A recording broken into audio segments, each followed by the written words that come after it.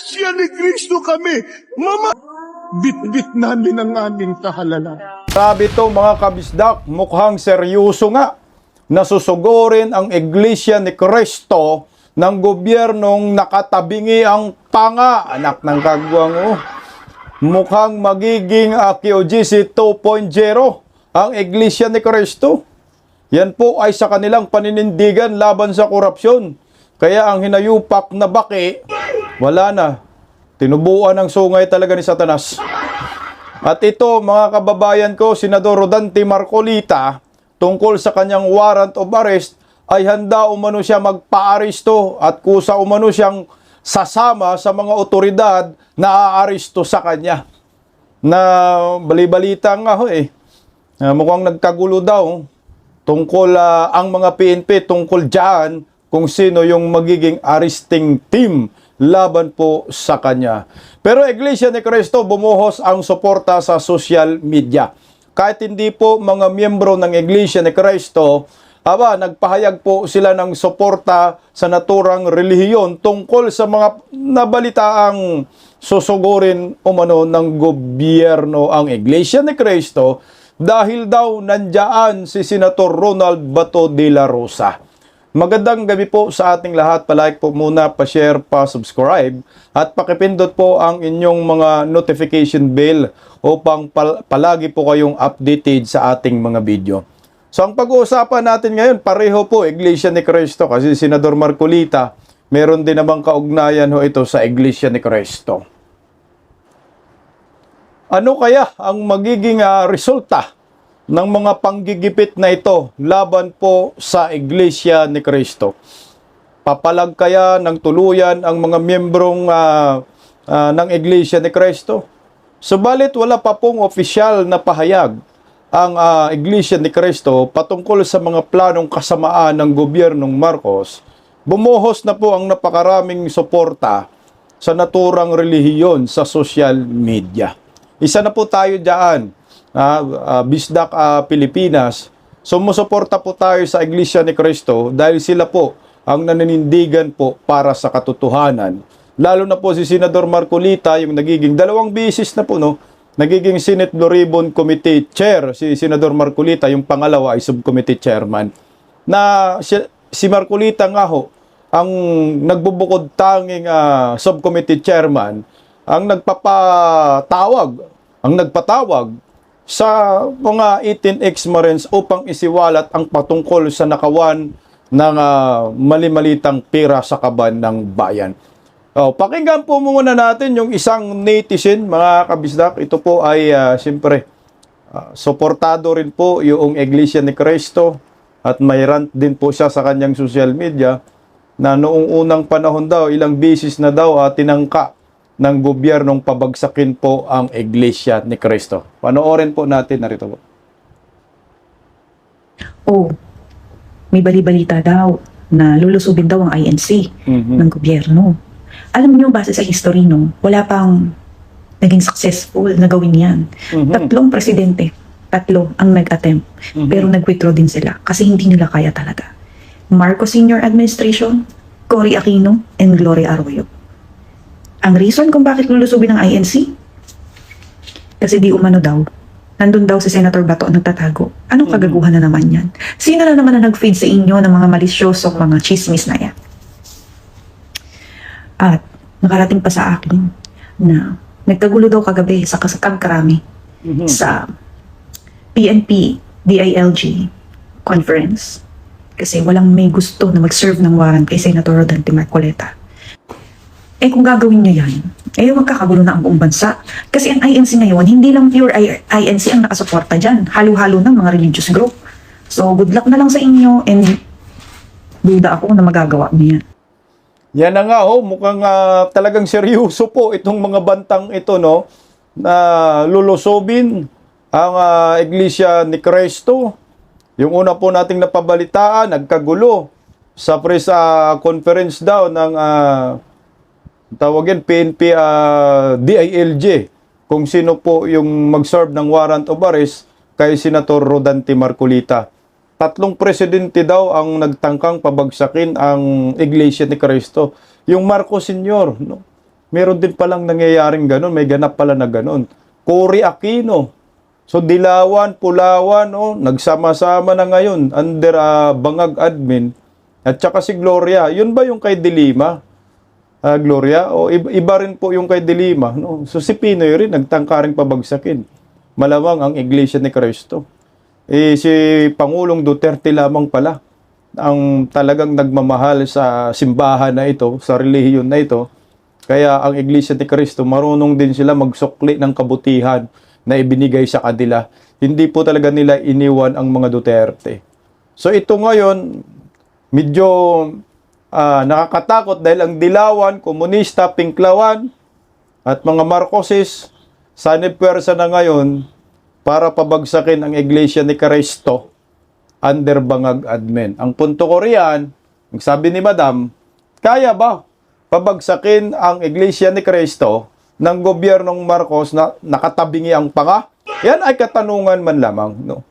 Kasi ngayon na nga lang walang kumpirmasyon yung napabilitaang susugurin ang Iglesia ni Cristo, bumuhos po ang napakaraming suporta na kahit hindi miyembro ng Iglesia ni Cristo ay naglabas po ng saloobin dyan sa kanilang mga social media. Pero bago po riyan, naglabas po rin ng legal statement itong si Regal ba yung abogada ba? No? Kakampi na natin kasi nabas po ito noon nung panay banat si Regal Oliva. Patungkol po dyan sa napabalitaang umano na si Senator Ronald Bato de la Rosa ay nandyan sa Iglesia ni Cristo daw. Na di umano yung nagtatago daw. Ito po, pakinggan po natin, ay basahin po natin yung post ni Regal Oliva. Translate na po natin sa Tagalog para mas maintindihan ng karamihan. Ang sabi niya dyan, kung totoo mang may planong magsagawa ng operasyon sa Central Headquarters ng Iglesia ni Cristo, batay sa mga pahayag na naroon si Senator Bato de la Rosa, nararapat na kumilos ang pamahalaan ng may matinding pag-iingat. No? Ang pagpapatupad ng batas ay dapat laging nakabatay sa wastong proseso, due process, kapanipaniwalang ebidensya at mga pananggalang na itinadhana ng konstitusyon, hindi sa haka-haka o pampolitikang panggigipit. Sa isang demokratikong bansang pinamamahalaan sa ilalim ng konstitusyon, ang tunay na sukatan ng kapangyarihan ng pamahalaan ay hindi kung gaano ito kaagresibong kumikilos, kundi kung gaano ito katapat sa pagsunod sa tuntunin ng batas. Kung sakali, nandyan si Bato, pero haka-haka nga lang, chismis lang, na nandyan gumawa lang sila ng kwento ba? Sino na naman nagbibigay ng impormasyon dito sa bangag? Di drama lang. Ang problema kasi dyan Regal Oliva, alam naman natin si Bangag, ay pero talaga yan, yung nanggigipit. Bindalo nga, wala pong batas. Hindi na yan sumusunod na batas. Ang ng kagawang walang batas-batas kay Bangag. Kaya gagawin po nila ang lahat ng gusto nilang gawin para lamang manggipit at magipit itong Iglesia ni Cristo. Yan ang nakikita natin dyan. Tingnan mo sa Kingdom of Jesus Christ, sa KOJC. As in po, wala pong wala pong respeto sila sa batas. Mantakin mo sa KOJC, ang dala nilang warrant of arrest ay hindi kay Pastor Kibuloy. No? Sumugod sila ng walang search warrant. Ang dami nilang violation. Na kahit meron na pong desisyon ng Korte Suprema na itigil po ang pagsugod dyan sa paglusob dyan sa KOJC, hindi po nangyayari yon. Hindi sinunod ni Tory. At tuloy pa rin ang panggagago dito sa KOJC. Yan ang nakakatakot dyan. Alam naman natin, ang gobyernong Marcos, wala ho silang patawad. No, wala silang nire-respeto. Pag kritiko ka, ganyan ang gagawin mo. Na alam nila nagke-criticize ka, alam nila opposition ka, at hindi ka sumusunod sa kagustuhan namin, pababagsakin ka namin. papakulong ka namin, kakasuhan ka namin. Ito po ang nangyayari ngayon sa ating bansa. Na-experience na po natin yan sa Kingdom of Jesus Christ. Sana man ho, hindi magiging KOGC 2.0. Kasi kung gagawin ho nila ito, yung sentral ng Iglesia ni Cristo, Quezon City, Metro Manila. So malamang, baka sisiklab ang tinatawag na EDSA Peopleware pa. Sa KOGC, hindi sumiklab ang EDSA Peopleware pa. Kasi nga, doon sinugod sa Davao eh. Ang sentral ng KOGC sa Davao eh. Pero ito ngayon, ang sentral ng Iglesia ni Cristo ay nasa Metro Manila, sa Quezon City. Marami silang miyembro. Malamang mapuno ang Commonwealth ng tao. So hindi na po EDSA Peopleware pa. Commonwealth Peopleware pa na ho ito at diretso sa Palasyo de Polvoron sa Mindula, patay ka baki. Kasi tama yung sinabi ni ma'am, hindi lang po iglesia dito ang papalag, kundi samot-saring mga relihiyon. Mga supporters, kagaya ng mga DDS, ay susuporta po dito at haharang po sa mga hinayupak ng mapang-aping gobyerno. Patunay po dyan sa social media ngayon, kumakalat po ito. Ito po yung mga supporters ng Iglesia ni Cristo. Ayan o. Ayan o. I'm not INC, but I stand with them. Because I respect their faith. I value their unity. I appreciate their stand for truth. Ayan o. Kumakalat ito ngayon. I stand with truth. If INC stands for truth, then you know where I stand. Siyempre kung tayo po ay nakita kung saan po ang gustong tumayo sa katotohanan, ay doon tayo. Unlike dito sa Judas is Lord. Natakot baka mapreso yung pastor na bulaan ho nila. Ito hindi po itong mga Iglesia ni Cristo malamang. Ayan, ito pa. Meron pa pong post. Siyempre, pabor pa rin po yan sa Iglesia ni Cristo. Sabi ni Marco, kamunti ka naman Marcos eh. Marco Reyes, INC ka ba? Ako, hindi. Iba-iba ang mga relihiyon natin. Pero sobra ang paghanga ko sa kanila sa pakikibaka tungo sa good governance. Pero yes, of course, the church is separate from the state. Subalit ang mga miyembro ng Estado ay may miyembro din ng simbahan. Sakop ng simbahan ang usaping moralidad at ethics na common sa dalawa. And on that, the INC is vastly superior and we ahead of the others. Sa mga miyembro at namumuno ng INC, saludo po ako sa inyo. Talaga naman, no? Ang INC talaga, mga ganitong relihiyon na nanindigan, marami ho talagang susuporta.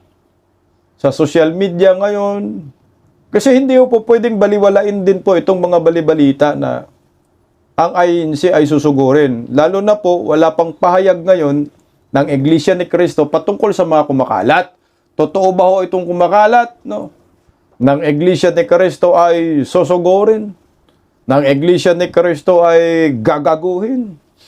Yan po ang isa sa mga dapat na tingnan din po natin. No? Kasi ako naniniwala, gaya ng sinabi ko kanina sa content ko ng maaga, ang demonyo magpakademonyo talaga. Ang kawatan magpakakawatan talaga. Ako rin, tatayo po rin tayo para sa Iglesia ni Cristo. Sama-sama po tayo. Itong Iglesia ni Cristo na lang ako ang natira na tumatayo ngayon. Medyo mabigat-bigat na tinig sa lalamunan ng mga buhaya kasi ang KOJC talagang si Pastor Kibuloy ginago na ho nila Pati yung channel ng yung Isiminay. Hanggang ngayon yung prangkisa indefinite suspension. Hindi mo alam kung kailan ibabalik. Dito rin sa Iglesia ni Cristo may NET 25 ho sila.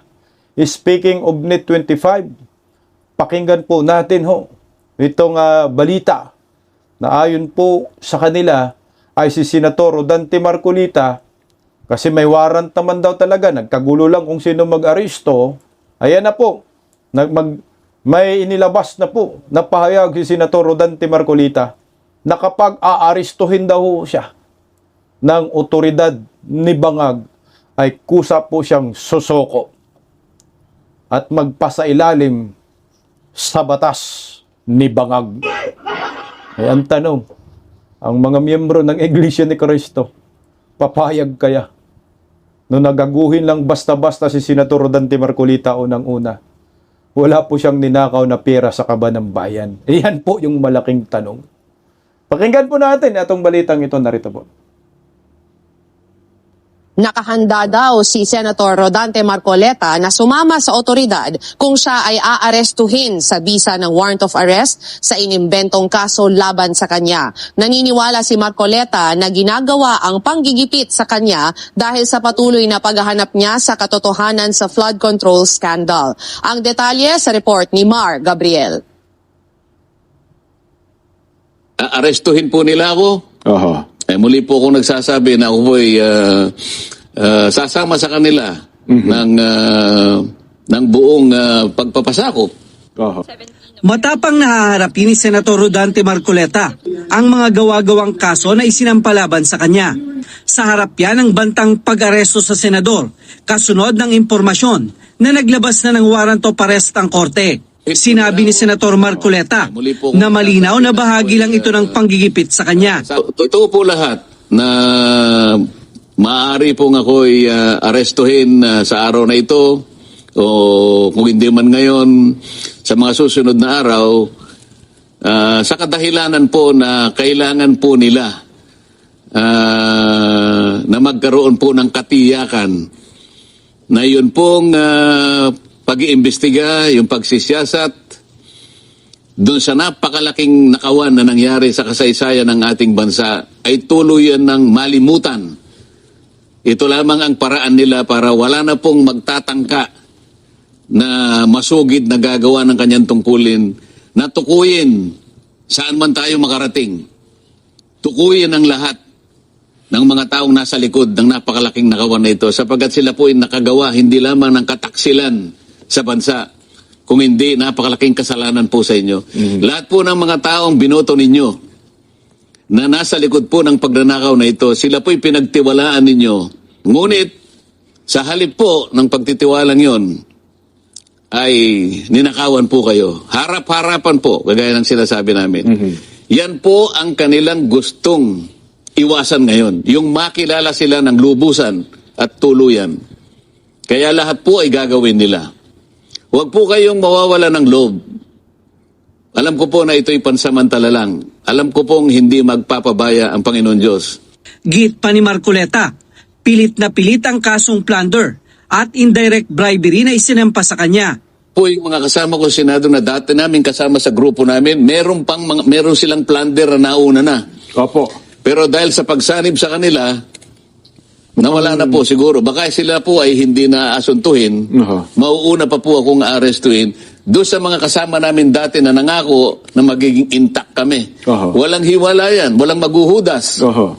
Sabi ni Pero Boying, napansin na ninyo kung sino po yung naghudas. Wala naman daw siyang ninakaw na pera ng taong bayan.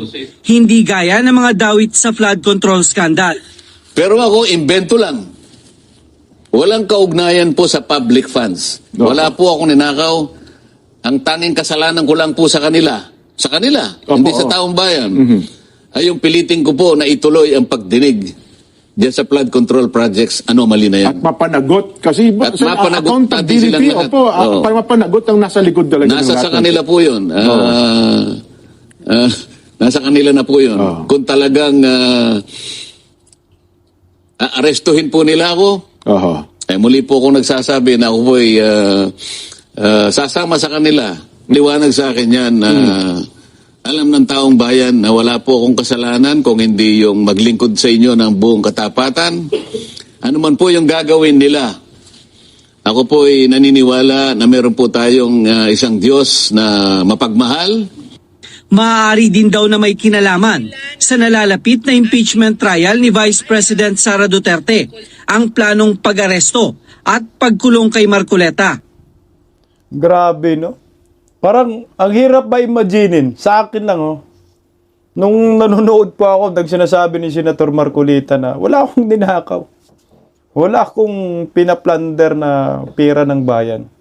Pero mas mauna pa yata akong makulong sa mga may kinalaman sa pagnanakaw sa kaban ng bayan. Di mo ma-imagine yung wala kang ninakaw, wala kang kinurakot, pero kinasuhan ka ng plunder, lalabasan ka ng warrant of arrest, aarestuhin ka na, anak ng kamuti. Grabe, ang tindi, no, ng gobyernong ito. Grabe, paano nila ito minagic? Paano nila ginawa ho ito? Kay Senator Dante Marcoleta. Kasi nga, si Marcoleta lang ang nag-isa ngayong matapang talaga nagpaporsige. Magpa-imbestiga tayo. Kasama na ngayon si Senator Alan Peter Cayetano, yung Team Duterte sa grupo nila.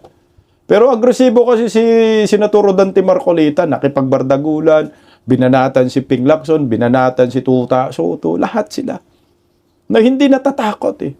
Pati Net 25 din, oh. Alam mo sino lang yung nagla-live noong huli, no? Patungkol dyan sa ex-Marines. Ang nakikita ko dito, Net 25 at Isiminay. Binigyan nila ng plataforma itong 18 ex-Marines para makapagsalita ho patungkol po sa mga nangyayaring pagnanakaw sa kaban ng bayan. Ito po yun eh. Kaya saludo tayo sa Net 25 at Isiminay. Lalo nang saludo tayo sa Iglesia ni Cristo at KOGC. Nagkapareho po ng prinsipyo at paninindigan laban sa mga kurakot. Pero yung paano nangyari si Marcoleta hindi nagnanakaw? Walang ninakaw ba? Walang kinawat? Pero may plunder case? Anak ng kagwang! Samantala itong mga hinayupak ng mga taong ito, ayan oh, Diyos ko, animal oh. May ebidensya na, di ba? Charis. Naku, Net 25 din po ito eh, di ba? Charis, sinabi ng 18 Marines, nag-deliver ako dyan. 5 malita. Si Sandro ang nag-receive. May picture, may ebidensya. May mga video, helicopter. Ito, hindi kinakasuhan, no? Kasi nga yung tatay niya nakaupo ngayon, anak ng kagwang talaga naman. Kaya sana yung mga, alam mo, yung mga corruption advocate, no? Lumabas po kayo. Kasi kung kayo ay talagang lumaban sa korupsyon at gusto ninyong walang kurakot sa gobyernong ito, tumapang po kayo, suportahan po ninyo yung 18 ex-Marines, 18 soldiers na lang. Kasi sila naman talaga ay mga sundalo. Hindi lang po pwedeng Isiminay lang, Net 25 lang, hindi pwedeng KOJC lang, INC lang, ang susuporta sa mga to. Kundi pati kayo, mga human rights advocate. Kamakailan po itong grupo ni Magalong, nag-unfollow po ako dyan, yung good governance. Kasi ang tahimik nila dito sa mga isiniwalat ng 18 ex-soldiers. Pero nagulat ako, naglabas po ng pahayag itong si Magalong at sumuporta sa 18 Marines. Pakinggan po natin. Oh. Iniiwasan ko sana mabanggit na Marines sila kasi hindi naman sila lahat Marines eh. Mm-hmm. At karamihan na sila sa kanila were actually discharged. So I would rather call them as 18 witnesses. Ayaw ko rin i-undermine o kaya insultuhin na tatawagin ko silang 18 maleta boys o kaya 18 cargadores. Mali naman yun. Dapat protektahan sila. Diba? Kasi whistleblower sila eh. Dapat bigyan natin sila ng protection. Hindi yung parang pabayaan, bahala kayo. Otherwise, that would send a wrong signal sa mga whistleblowers na ang hirap pala maging whistleblower dito. Lalong-lalo na kung may mga tao sa gobyerno ang involved. Ikaw pa ang mapapasama. Ikaw pa ang sisiraan. Kaya tuloy, madi-discourage yung ibang mga whistleblowers. Diba? Hindi na sila, wala nang gustong mag-attempt pa na maging whistleblower. Another is, kailangan mismong gobyerno ang magpakita ng interest. Masakit man ang kalalabasan, dapat we have to seek out the truth. Ano ba talaga ang motibo nitong mga 18 witnesses na to. Bakit bigla sila nagsalita? No? Again, this is a matter of investigation. At kakayanin uli ng mga investigador na malaman ang katotohanan behind. No? So dapat ang gobyerno magpakita. Ang hirap-hirap nga maghanap ng ebidensya, magte-testify laban dito sa nangyaring anomalya tungkol sa flood control at iba pa. Mayor Magalong, nagpakita po ang gobyerno. Nagpakita po ng karahasan. Nagpakita po ng kanilang pagiging guilty sa testimonya ng 18 soldiers. Gusto ko yung sinabi niya, Magalong, na dapat pangalagaan natin yung mga witnesses, mga whistleblowers. Kasi pag ganito yung trato natin, ay wala na pong magwi-whistleblower at hindi na po kakanta pagdating sa mga anomalya. Sa anomalya nangyayari sa ating bayan. Ang hindi ko lang doon nagustuhan, sinabi ni Magalong na hindi daw niya tatawagin ex-Marines kasi hindi naman Marines. Tatawagin daw niyang witness. Baka pwede, Mayor Magalong, itaas natin yung pagtawag natin sa mga to. Dahil hindi naman po natin pwedeng itanggi na sila ay 18 soldiers. 16 ang Marines, 2 yung Army. So kung ayaw natin tawagin ng 18 ex-Marines dahil hindi naman sila 18, tawagin na lang po natin silang brave 18 or 18 soldiers dahil mga sundalo naman po ito ng bayan.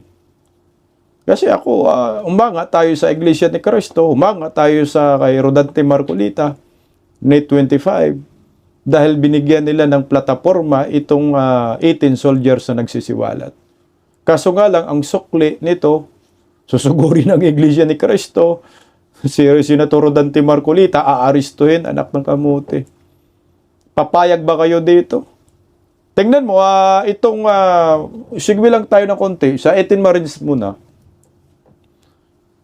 Kasi nga yung naalala po ninyo kay Kiko Matching, ako talaga yung naunang nagkomento dito. Sabi ko, bakit mag-i-react ka, Kiko? Bakit magsasampa ka ng kaso, Kiko? Na wala namang sinabi ang 18 soldiers na dideliveran ka ng mali-malitang pera. Pinakita lang naman nila yung picture. Ang relevance sa naturang picture, magkakilala kayo ni magkakilala kayo ni Saldico. Kasi putak ng putak, magkaso daw. Wala namang sinabing nang dinilibiran ka. Kaya sabi ni Atty. Levy Baligod, walang sinabi ang Marines na tumanggap si Kiko ng malita. It's just a picture of employees of Misevis Bay. Yun lang naman talaga, no? Ang ibig sabihin ng Kiko, kilala mo si Saldico, pero hindi naman porket pinakita yung picture mo kasama si Sharon Cuneta, ay nag-deliver na kayo ng malita. Pero bakit kayo pumiyok? Baka nga may delivery talaga ng malita, Kiko. Aminin mo nga. Anak ng mga kagwang, mahuhuli talaga yung mga guilty sa mga bunganga nila, no? Ayan, ang resulta. So anyway, nakakabisdak. Abangan na lang po natin kasi dalawa po ang babantayan natin dito, no? 2 pong lugar, no? Oda, yung Iglesia ni Cristo, dyan sa Quezon City, Central. Kung sakaling lulusob ang mga to, talagang maraming tao dyan, no? Lalabas. Tapos kung isabay din nila, dito naman sa Senado, kasi si Rodante Marcolita sa Senate man yan, talagang dadami rin ang tao sa Senado. Lalo na mga DDS, ginawa na pong kampo yung Senado, mga kapatid nating mga Muslim. Naku, mag-isip kayo ng napakaraming bisis, Bongbong Marcos.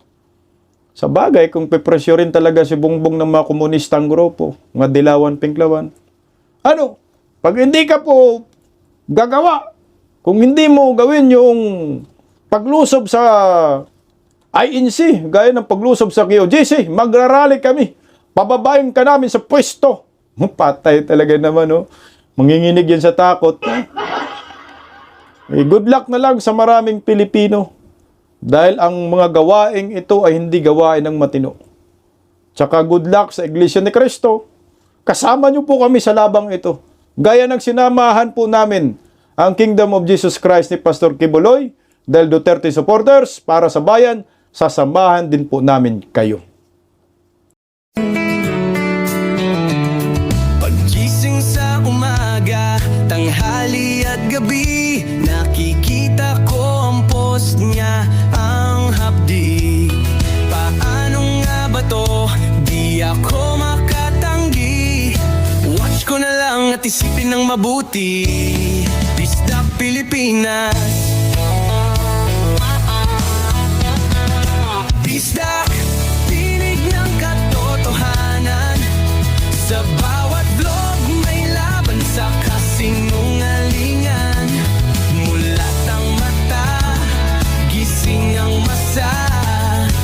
Bisdak Pilipinas, para sa bayan, gumigising sa diwa. Sa likod ng kamera, tapang ang dala, walang sinasanto kung mali ang gawa. Hinay-hinay, pero palaban.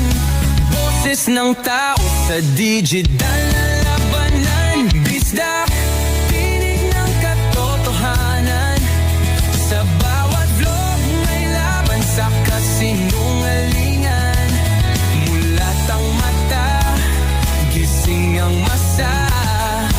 Bisdak Pilipinas, para sa bayan, gumigising sa diwa.